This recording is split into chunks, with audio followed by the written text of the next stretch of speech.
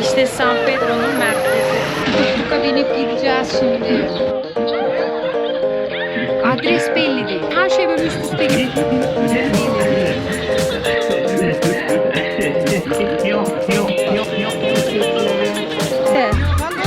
Dulces.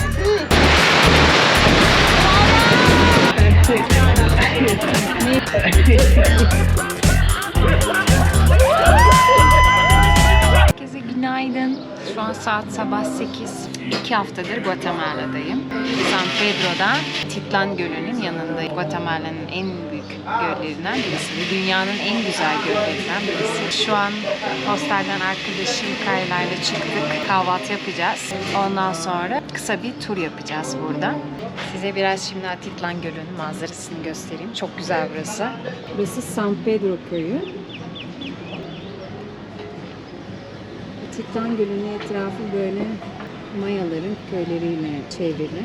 Burası San Pedro. Bunun yanı sıra San Marcos var, San Antonio, Panayachel. Böyle minik minik Maya'dan kalma köyler var. Burası da aynı Meksika, Peru, Kolombiya gibi İspanyollar tarafından istila edildikten sonra Mayalı insanlar kendi yöresel kıyafetlerini hala giyiyorlar burada. Ve hala bunu devam ettiriyorlar. Aynı şekilde de böyle dillerini de devam ettiriyorlar. 20 farklı lehçe kullanılıyor hala burada. Her köyün kendine ait dili var. İlk geldiğinde bayağı şaşırdım. Farklı bir dil. Meğer kendi eski dillerini, tabii İspanyolca da konuşuyorlar ama San Pedro'da kullanılan lehçe ile Zutuhi. Kahvaltım geldi.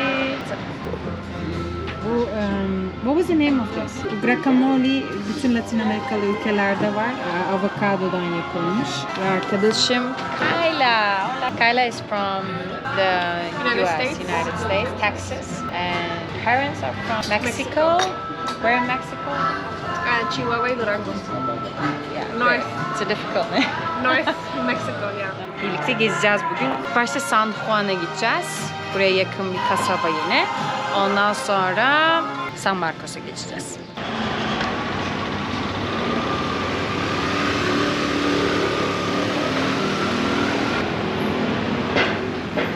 İşte San Pedro'nun merkezi. Burası şu an sabah saat erken olduğu için pek sakin. Daha dükkanlar açılmadı. Şimdi tuk-tukla birlikte San Juan'a geçeceğiz.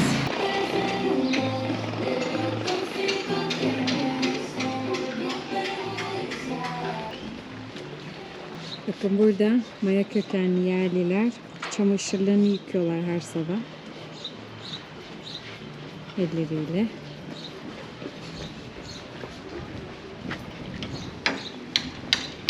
Kayla da çamaşırlarını götürecek şimdi. Ben de geçen bütün eşyalarımı yıkadım. Neyse birazdan özet geçeceğim neler yaşadığımı. No, not this one. There. Is that the one? Yorumlarını okumuşsa kötüymüş ama gayet iyiydi. Ben burada yıkattım. That one is closed, you see? Kayla, don't you see the lock? Hola, buenos días. Geçen burada çamaşırlarımı yıkadım. Çantama varana kadar.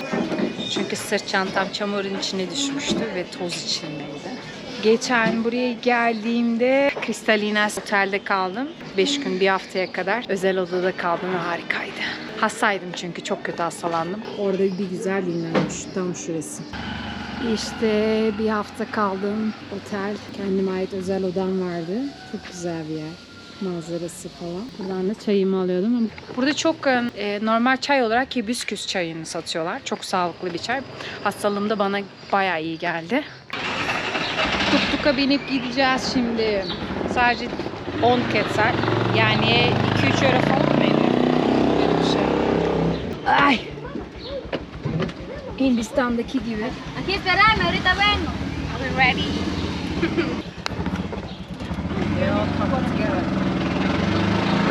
Herhalde en sevdiğim yolculuk tuk-tuklarla ve çok keyifli oluyor etrafı izlemek.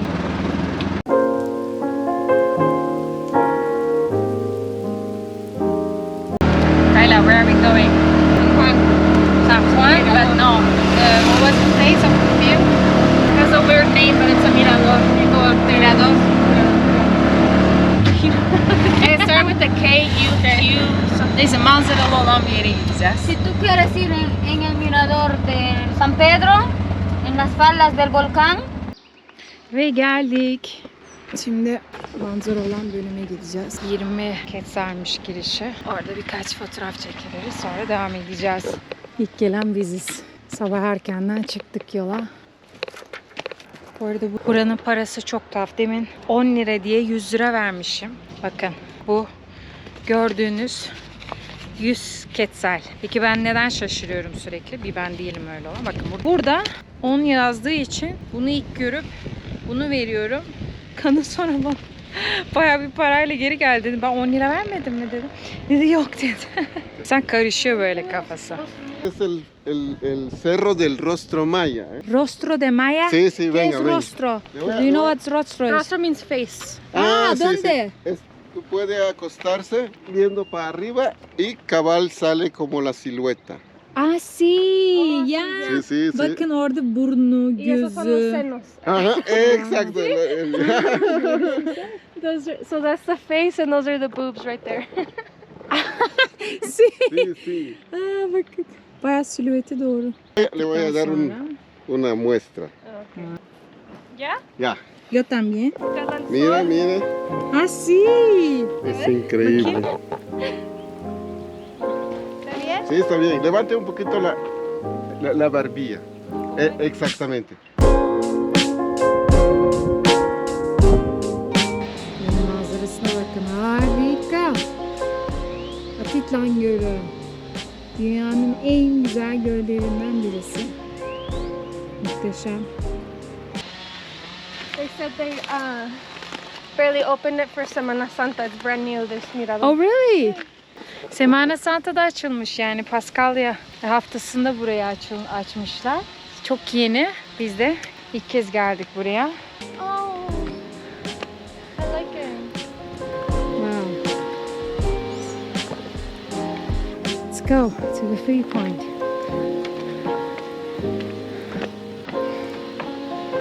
Muhteşem. Şuraya bakın. Harika görünüyor.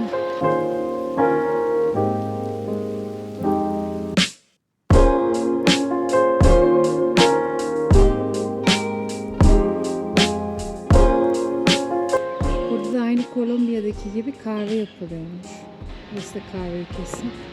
Kayla da aynı benim gibi geziyor tek başına. Hi Kayla, you're also traveling alone? Yes. How long again? 6 weeks total. I'm like 6 4 weeks. weeks in. And then you're going back, right? You also quit your job. No, I got fired. Oh, sorry. It worked out great. It's fine. But I mean, you're done with work, right? Yeah, I mean, Weren't it you? worked out. I got severance. That's why I'm here. So. See. Yeah. Biraz en tepeye çıkalım dedik. Ay. Wow. Manzara bombastikos. Nasıl gölge mi? Yok. Sprinter. Bahçe evi yapmışlar. Şimdi size birazcık özet geçeyim son birkaç haftayı. Biliyorsunuz en son Puerto Escondido'daydım. Umarım beğenmişsinizdir, izlemişsinizdir videomu. Sonrasında San Cristobal'e geçtim. Bu Meksika'nın daha yüksek dağlarında Guatemala'ya yakın olan bir kasaba. Burada 5 gün kaldım. Oradan sonra böyle minibüs gibi bir otobüsle Guatemala'ya geçtim. Yalnız bu yolculuk çok yorucuydu. Meksika sınırlarına kadar gayet iyiydi. Bu arada herkes işte tehlikeli falan diyordu ama bir sorun çıkmadı Allah'tan. Otobüsle işte toplam 20 kişi falandık. Sınırda Allah'tan bir şey çıkmadı. Bekledik işte pasport kontrolü falan yaptılar. Narkoz yüzünden bir sorun falan çıkar diye korkutuyordu herkes ama hiçbir şey olmadı. Sonra sınıra geldiğimiz an başka bir otobüse geçtik. Yalnız bu şoför felaketti. Yani bütün yol boyu yollar da kötü olduğu için frene basmak zorunda kaldı. Yalnız sonrasında yol düzeldi. Adam hala freni kullanıyor. Yani herkesin midesi kalktı. Minibüsün içi ateş gibi yanıyor, dışarısı 35 derece. Klimayı açmadı. Neyse sonra açtı klimayı. Adam camı kapatmıyor. Sıcak, bütün sıcak yine içeri giriyor yani. Her neyse sonra teker patladı. 2 sefer durmak zorunda kaldık. Tamirciye gittik. Çantaları çıkarıyor adam. Sonra geri koymaya çalıştı. Sığmadı. Ne dedim adama, ver bana çantamı ben içeri koyayım. Minik bir sırt çantam vardı. Büyük sırt çantamın yanı sıra. Israr etti yok sığdıracağım diye. Neyse sığdıramadı. Çantam düştü mü çamurlu suyun içine. Allah. Tutuyorum kendimi de sinirlenmemek için ama bayağı bir artık gelmişlerdi bana. Sonra neyse yolculuğumuza devam ettik. 11 saatlik yol 16 saat sürdü. Sabah 6'da çıktık yola. Akşam 10'da vardık. İnternetim yok, nakit param yok.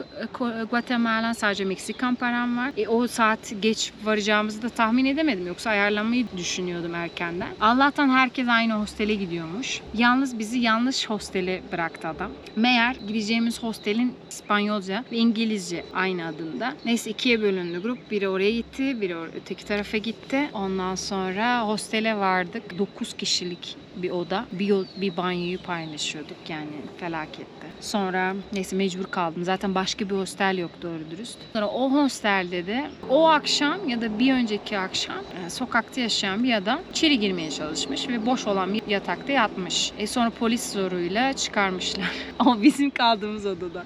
Sonra ertesi gün bütün kalan turistler, odadaki turistler gitti bu olaydan dolayı. Bari ben de gittim, çıktım. Zaten emniyetli değildi çünkü kilidi yoktu odanın. O yüzden herkes girip çıkabiliyordu. Sonra başka bir hostele gidin dedim. Daha rahat olan bir yere. Adres belli değil. Her şey böyle üst üste geldi. Yani hosteli bulmaya çalışıyorum. Adres doğru çıkmadı. Meğer yanlış adresi koymuşlar. Sonra bana doğru adresi yolladılar. Oraya yürüyorum. Çantalar var sırtımda. Ağır eşya. Neyse oraya kadar yürüdüm sonra. Orada da belli değil. Hiçbir panelde hostelin adı yazmıyor. Ara. Sonra birisi beni oradan çağırmaya başladı. Burayı mı arıyorsun diye. Dedim evet. Saydım, söyledim. Dedim sen niye şuraya bir panel koymuyorsun? Meğer yeni açılmıştır. O yüzden panel koymamışlar.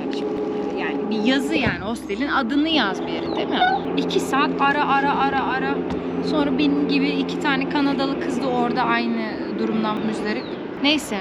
Burada vardım odaya. 3 kişilik bir oda.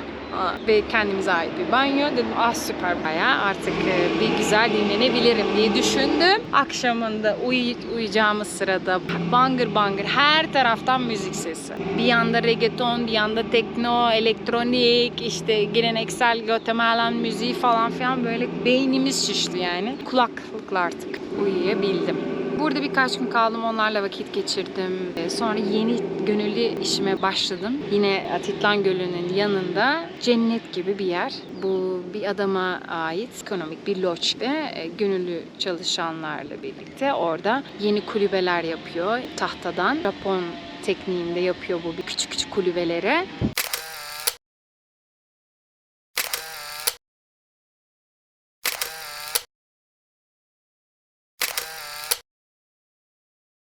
Benden de banyo evi dizayn etmemi istedi. Güzeldi o tekrar çizim yapmak, kafa yormak, dizayn yapabilmek için. Neyse ilk gün güzel geçti. İlk akşam da sushi yaptık galiba o beni bozdu. Ertesi gün ben birazcık rahatsızlanmaya başladım. Burada hasta oldum ben. Çok kötü. 3. 4. gün. Dedim idare ederim. Öyle tuvalet, banyo falan beklemeyin yani. Droog tuvalet varmış. Kuru tuvalet. Neyse ben burada dedim bir seferlik idare ederim hippie gibi. Ne olacak? Yediğim sushi'den mi, yemekten mi bilmiyorum. Midem mikrop bir şey kaptı yani. O tuvalete de gitmek istemiyor insan. Bir seferlik hani idare ederim diye düşünmüştüm ama maalesef. Burada da hastalanınca oradan sonra işte özel odada yani otelde kaldım bir hafta boyunca. Bu bana bayağı iyi geldi yalnız kalmak. Orada bir dinlendim. Çok iyi geldi. Kafa dinledim. Hem kendime geldim. Şu an kendimi daha iyi hissediyorum.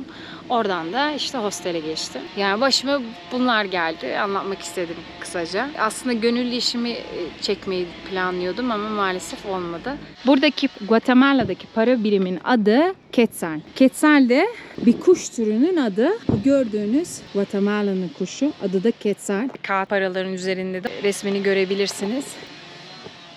Era de mi compañero. Ahora estamos en otro. Sí, era ese, mire. Okay. Şimdi San Juan'a doğru gidiyoruz. San Juan'da da kasabada birazcık gezeceğiz. So much traffic. Evet. Sonra geldik. Kadınlar işte böyle geleneksel kıyafetlerle geziyor hep burada. Böyle geleneksel, yöresel kıyafetler giyiyorlar. Bunu görmek çok güzel. Turistleri de bu kıyafetleri satıyorlar. No. Galería de arte. ¿Sí es posible? Sí, son cuadros. Permítame, ¿puede pasar? Ah, gracias. Ah, izin verdi. Burası atölyesiymiş. Pintados con pintura. Ah, tu pintar. Sí, Oh. Qué bonito. ahí estamos. Qué bueno. Sí, y ahí hay más por construir. Claro. ¿Esa es tu niña o? Sí, ella es niña. Ah, niña. Hola, niña. Sí, lo desea llevar a algún... Gracias señora. Buen día. Gördüğünüz gibi taksi yerine hep burada böyle tuk-tuklar var. Size birazcık buranın geleneksel kıyafetlerini göstereyim.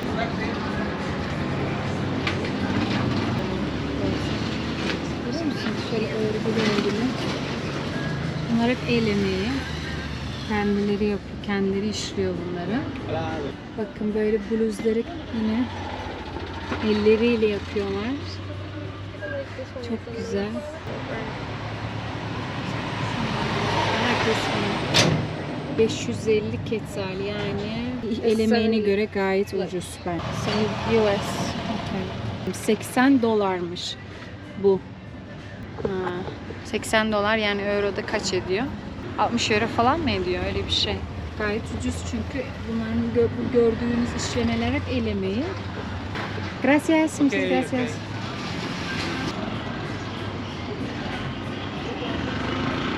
Burada neden bilmiyorum ama Marokan yemeği satıyorlar. Bir de İsrail yemekleri. İşte falafel, humus, şakşuka. Guatemalan yemeğini pek yemedim ben. Wow. Yemeğim de. Diyor.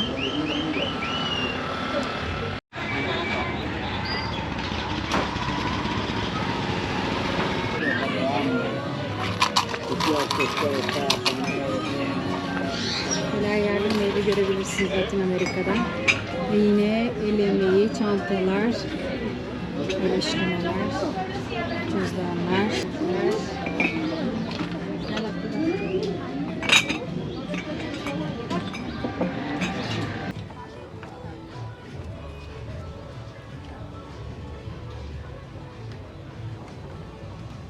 Şimdi botla gidiyoruz. San Marcos'a gideceğiz. 20 quetzal.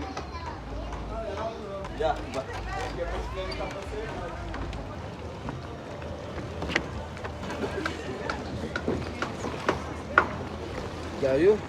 Está bien. Sí, sí, por favor. Gracias. Ay.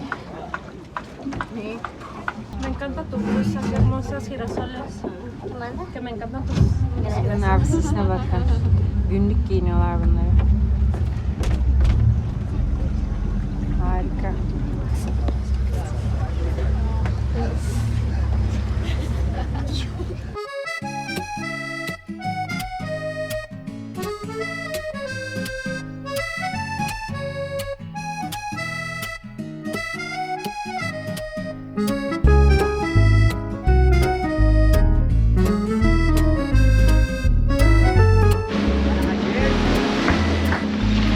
Evet, San Marcos'a geldik. Şu an San Marcos'tayız.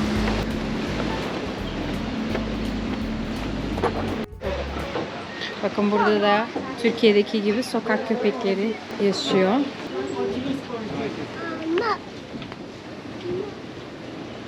Atitlan Gölü'nün en pahalı kasabasıymış burası San Marcos.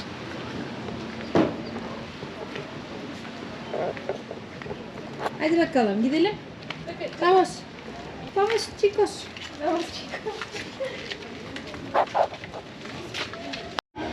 Burası için Happy kasabası diyorlar. Yani Happy'ler yaşıyormuş. Gerçekten öyle mi bilmiyorum. Göreceğiz hep birlikte. Bayılıyorum ben bu gerçek taşlı kolyelere. Bu arada bu bomba gibi patlayan buranın şenliğiymiş. Yani yılda bir kere bunu kutluyorlar. Bu patlıyor. Es el día de San Marcos. Diğer de San Marcos. San Marcos Day. Buranın San Marcos'un yıllık Estamos kutlaması. aquí siempre. Mira que viene transmitiendo también de cómo está la chamba. Sí, yo también tengo primos ahí. Look at this. Jade, with the Madam Jade. Eso es brass, amiga, brass, brass, brass, Bronz, brass, gördüğünüz brass. bronz. Her yerde tütsü yapıyorlar. Satıyorlar. Bakın farklı bir meyve var. Bak papaya. Bu papaya her yerde var vallahi. Kocaman ağır. Ondan sonra cima. Meksika'da da çok vardı bu şekilde kıyafetler. Guatemala'da da dolu. Hep böyle el emeği kıyafetler satıyorlar. Burada da tütsü yapıyorlar.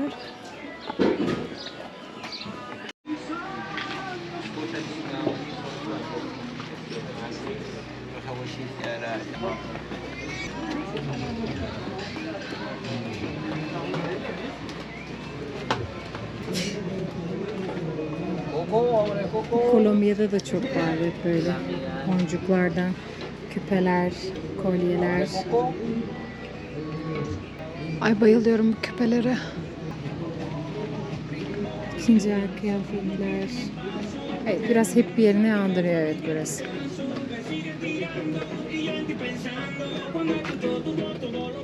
Kuru yemiş satılan yere geldik. Kuru yemiş fıstıklar. Ondan sonra meyveler, yemek. Ne satıyorlar burada? Tacos. Meksika. Bakın bayanlar hep böyle üzerlerinde etekler, renkli renkli yer fıstığı. Bu simitleri herhalde. Hiç de lezzetli görünmüyor. Aa, bol bol simit satıyorlar. You see? Kayla. It's a lot. Who's eating all these bagels? That's what I'm saying. I don't think they... Bakayım burada teyze ne yapıyor. Hola. Hola, ¿Qué es este? son dulces. Dulces? Sí, Şekerli bir şeymiş. Cajeta. como Ah. caramelo. Ha, bizim şu bayramlarda verilen şekerler var ya adını unuttum. Onlardan. Vaya así. Onun gibi sert. Así. Así. Bu arada Guatemala çok güvenli bir yer gördüğünüz gibi. Meksika'dan daha böyle rahat gezebiliyorsun. Hatta Kolombiya'dan daha. Herhalde en tehlikeli hissettiğim yer Kolombiya'ydı ama burası gayet rahat gezebiliyorsun. Teyzem dondurmasını almış gidiyor. No, San Marcos Evangelista. Bienvenida. Y tanto será acción católica. Para un momento. Kasabada 4000'e yakın insan yaşıyor yani. Que van parchearse o tubanik hari Kendi honomaki. dillerinde konuşuyorlar. Cuando Burada kakçihel dili konuşuyorlarmış. Kakçihel dili. sino que Kibiler neler anlatıyor hiç anlamıyorum. a patrón. Evet, bu duyduğunuz ses işte bu kutlamaların bir sembolü mü diyeyim. Neden yapıyorlar? Kutlamak için. Havai fişek gibi düşünün.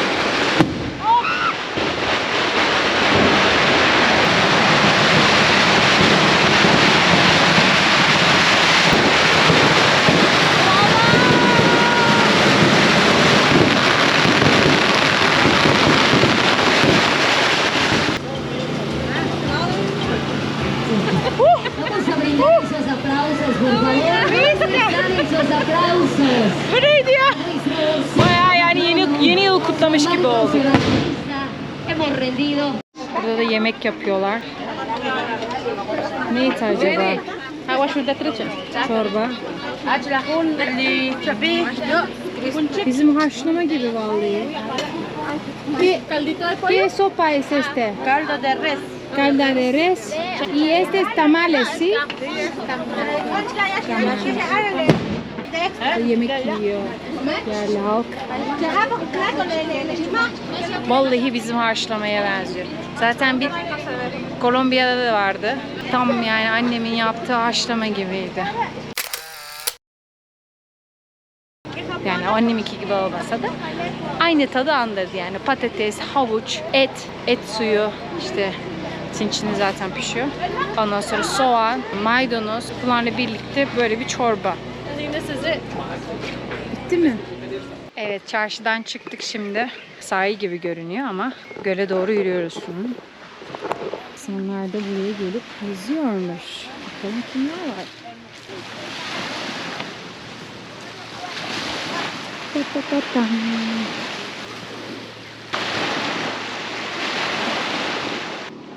Atitlan Gölü'nün suyunun rengi deniz gibi çok berrak, tertemiz, insanlar burada yüzüyor. Şimdi kayalıklardan atlanılabilen bir yere gidiyoruz. Oradan karlar atlamak istediği için. Şimdi oraya doğru yürüyoruz. Ben bayağı yoruldum, bacaklarım ağrımaya başladı. Çok güzel bir doğası var buranın.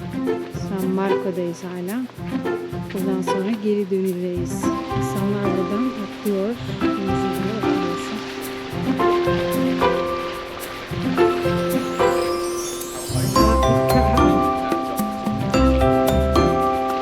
Şuradaki gördüğünüz volkanik bir dağ.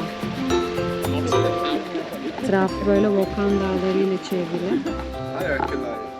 Antigua'da da Volkan Dağı'na tırmanacağım. Bakalım nasıl geçecek.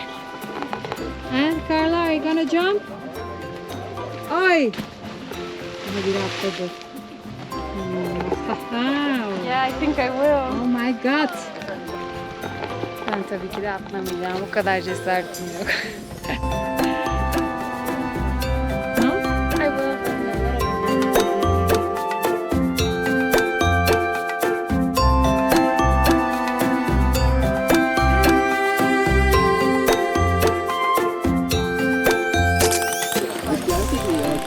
Evet, Carla atlayacak şu an. Dos!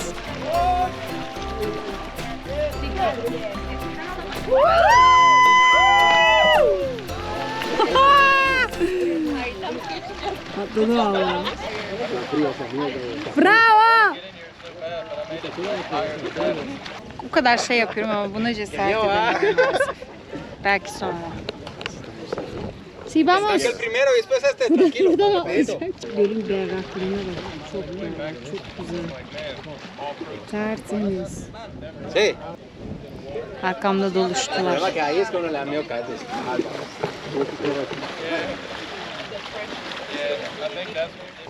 Benden bu kadar. Umarım beğenmişsinizdir videomu. Antigua'da görüşmek üzere. Buradan sonra Antigua'ya geçeceğim. Bu yine Mayalardan kalma çok eski bir Guatemala şehri. Oraya gideceğim buradan sonra. Orada görüşmek üzere. Hoşça kalın.